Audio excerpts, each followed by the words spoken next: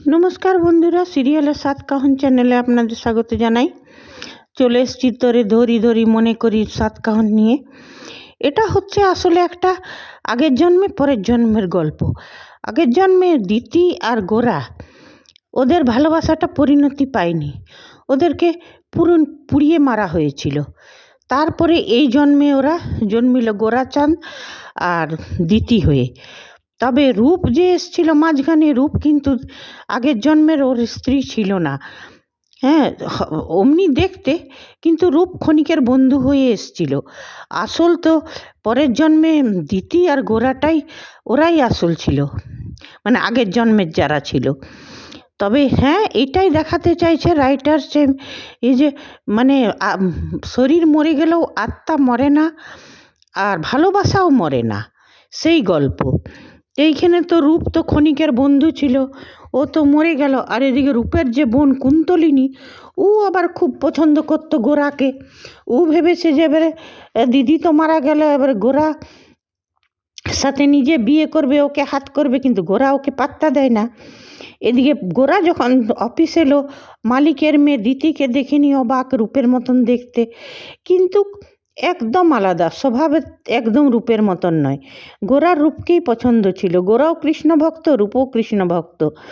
তো দিতি একদম অন্য রকম। তা অবশ্য দিতিকে যখন জানবে গোরা, তখন বুঝতে পারবে।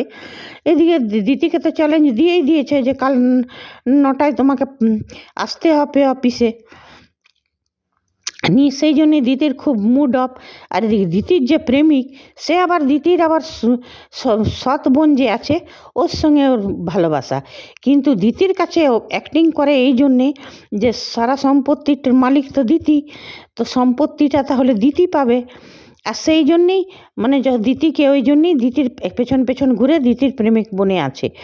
আসলে ওদের মানে দিতির যে সৎ বোন, ওর সৎ মা, এদের হচ্ছে একে, এই ছেলেটাকে কাজে লাগিয়ে মানে দিতিকে বিয়ে করবে, তারপর সম্পত্তিটা হাতাবে, তারপরে হয়তো দিতিকে খুন করবে, যে কিছু করবে, মানে সম্পত্তি হাতাবার।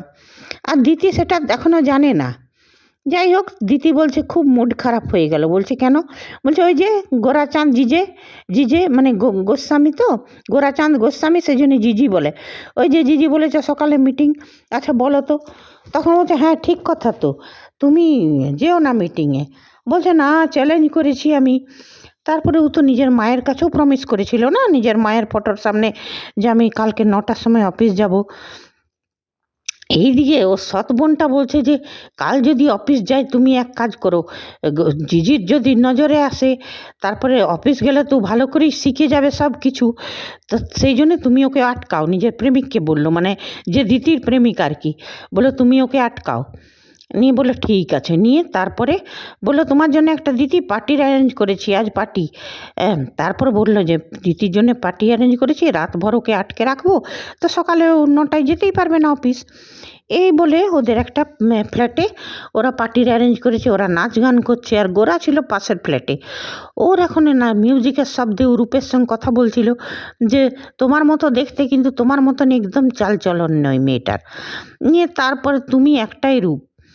নিয়ে তারপরে যখন ও মিউজিকের আওয়াজ বাড়ছেই, তখন ও দেখতে দেখতে এলো তো ফ্ল্যাটে, তো দিদিদেরকে দেখতে পেলো। বলছে বলছে আপনি এইখানে? ওরাও বললো পার্টিতে যোগদান। আমি পার্টি করি না, গোরা বলল। তখন বলছে যে এক কাজ করুন, আপনি আমাদের সঙ্গে পার্টি করুন। বললো না, আমি পার্টি করবো না। নিয়ে তারপর বলছে পার্টি করলে, আর তারপরে আমার সকালে 9টার সময় মিটিং আছে। তখন দিদি বলছে আমারও তো মিটিং আছে। বলছে আপনার না গেলেও চলবে, আপনি কোম্পানির মালিকের মেয়ে, কিন্তু আমার না গেলে তো চলবে না, আমি অফিস করি। তখন বলছে শুনুন, আমিও যাব, যাই, আমি পার্টিও করি, আমি আমি কাজও করি। বলছে না, সেটা হতে পারে না, রাতভর যদি আপনি পার্টি করেন তো সকালে আপনি যেতে পারবেন না অফিসে। তখন বলছে যে চ্যালেঞ্জ করছেন? মানে হ্যাঁ, আমি চ্যালেঞ্জ করছি, কাল সকালে 9টার সময় পৌঁছে দেখান। নিয়ে তখন চলে গেল। আর ওর প্রেমিকটা বলছে না না, ছাড়ো তো গোরার কথা, তুমি পার্টি করো। বলছে না, আমি পার্টি করব না। ও নিজের মাকেও প্রমিস করেছিল যে এইবারে আমি নিজের বাবার মুখ ডুবতে দিব না, এবারে আমি সাকসেসফুল হয়ে দেখাবো। সেই জন্যে ও মায়ের কথাটা মনে করে বললো না আমি যাব। নিয়ে ওকে আটকাতে পারলো না ওর প্রেমিকটা, ও তো চলে গেল। নিয়ে ঘরে যেয়ে নিয়ে ওর যে ছিল ওর গভর্নেস ওকে বললা, জয়াদি তুমি আমাকে সকালে উঠিয়ে দেবে। বললো ঠিক আছে।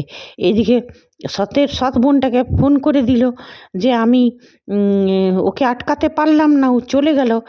এইবারে দেখা যাক যে দিতি আর গোরা মানে ওরা টাইমে অফিসে পৌঁছেছে দিতি কি না সেটাও দেখার, আর চ্যালেঞ্জটা তো অ্যাকসেপ্ট করলো, টাইমে পৌঁছাতে পারবে না কি সেটাও দেখার।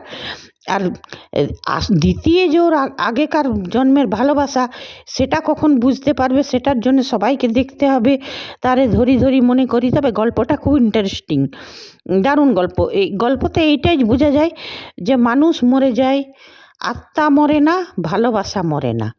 সেই জন্যেই ভালোবাসাটা সেই যে দ্বিতীয়ই হচ্ছে ওর আগের জন্মের ভালোবাসা। আর রূপ ছিল কণিকের বন্ধু, আর এদিকে কুন্তলিনী রূপের বোনও উঠে পড়ে লেগেছে গোরাকে পাবার জন্যে। এবার সেটাও দেখার যে ও গোরাকে পায় কি না। ঠিক আছে বন্ধুরা, আবার চলে আসবো ধরি সাতকাহন নিয়ে।